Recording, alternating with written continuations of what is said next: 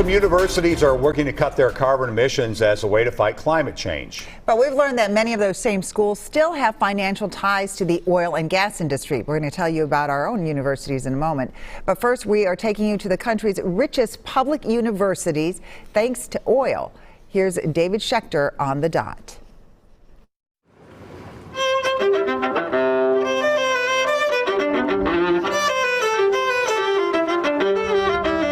Many college students are worried about climate change, and they want their universities to be part of the solution. Many of these pristine universities talk a lot about sustainability, but at the same time, they are profiting from what's going on out here, drilling for oil and gas, a primary driver of climate change. At the University of Texas at Austin, and all colleges, operating a huge campus creates carbon emissions. UT has been shrinking those emissions, and when it comes to sustainability, it calls itself a national leader.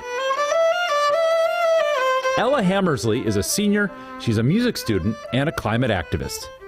I still want to give credit to the university for taking action on reducing emissions on campus, but that's only a small part of the picture. Hundreds of miles from the Austin campus in the oil fields of West Texas, the UT system owns more than 3,000 square miles of property, larger than some small states. Energy companies lease the university lands, extract oil and gas, and pay royalties to the university system. UT is really focused on cutting its carbon emissions on the Austin campus, where they generated an estimated 1.6 million metric tons of carbon over 5 years. We worked with an energy expert who calculated for the first time the carbon footprint from burning the oil drilled from its West Texas property. That number is 32.6 million metric tons over the same period, the equivalent of 20 more UT campuses. Do you think UT can talk about its leadership on sustainability while at the same time having all these emissions related to the oil that is being pumped in West Texas? Well, it does. UT has a sustainability symposium every year. We have a sustainability master plan. All of these things are going on while at the same time, billions of dollars are being invested into oil and gas. So that's currently what the university is doing. Oil revenue is the biggest reason UT is the richest public university system in America, with an endowment of $42.7 billion. Number two is the Texas A&M system with $18.2 billion. It also gets a cut of the oil royalties from university properties in West Texas. Primarily, the money is used for campus construction projects across the state. Less than 1% goes toward financial aid. Does the University of Texas have a conflict of interest here?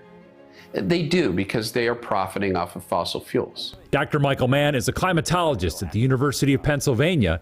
He says if the world hopes to limit the worst effects of climate change, that means stop drilling for new oil. What more influential message would it send if the flagship university of one of our most fossil fuel-driven states, Texas, were to take true leadership when it comes to the clean energy transition? The Texas University system, which declined our interview request, provided a statement that says its property is a strategic national resource that would be tapped regardless of ownership, and that royalties have positively impacted millions of people who have benefited from historic investments in financial aid, faculty support, teaching, research, medical buildings, and more.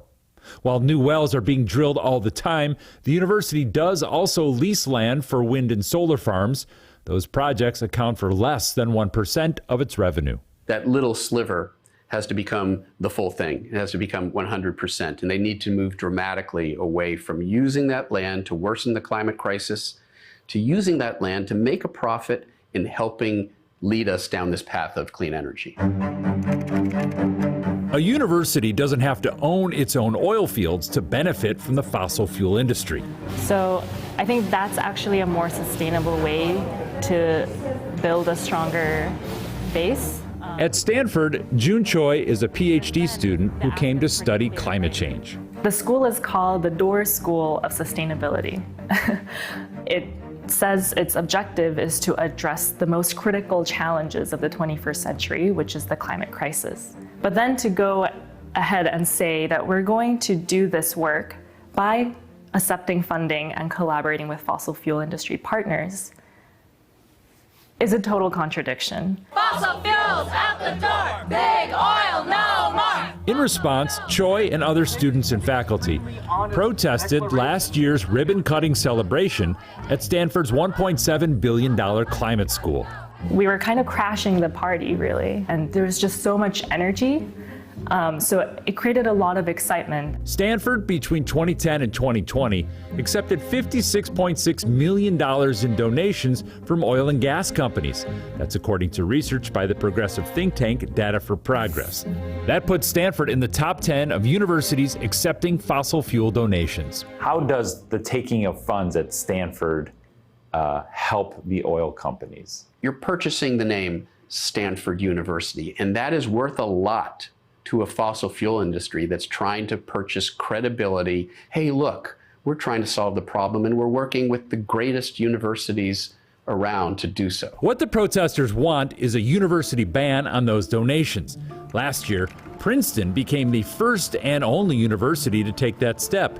It created a list of 90 fossil fuel companies it will not accept donations from. In a process called dissociation, Princeton targeted companies involved what Princeton says are the most polluting segments of the industry and had a history of spreading corporate disinformation about climate change.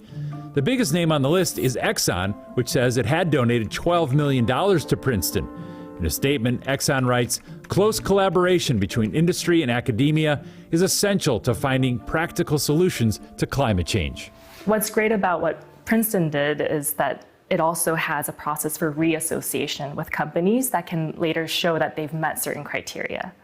And that's great because then the university is really in a position to say, look, like we are really constructively engaging with these companies and contributing to shifting the needle on their actions. Student organizing at Stanford is beginning to pay off. The university, which declined our request for an interview, recently formed a committee to review fossil fuel funding of research. It's a very positive sign because that is exactly the beginning of a transparent process that we've been asking for. And there are other ways that universities can change. So we're going to put it in the tank. Rutgers, the largest state university system in New Jersey, has a long history of studying climate change using a fleet of underwater gliders. One of you, if you guys want to help me secure it, make sure the wings. Here I am lifting like I'm actually helping. I'm just holding on to it. I got it. President Jonathan Holloway and I are learning how scientists calibrate those gliders for ocean voyages. Is that just floating right now? Yep. Rutgers, like most large universities, invests money in the stock market. After years of pressure from students and faculty, Rutgers announced in 2021 that it would permanently sell off all of its fossil fuel investments. I think you're seeing increasingly universities becoming uncomfortable trying to pursue revenue streams in these industries that they know are punishing the earth. Of the 10 largest endowments in America, 6 universities have fully exited their investments: Harvard, Yale, Stanford, Princeton, MIT, and Michigan.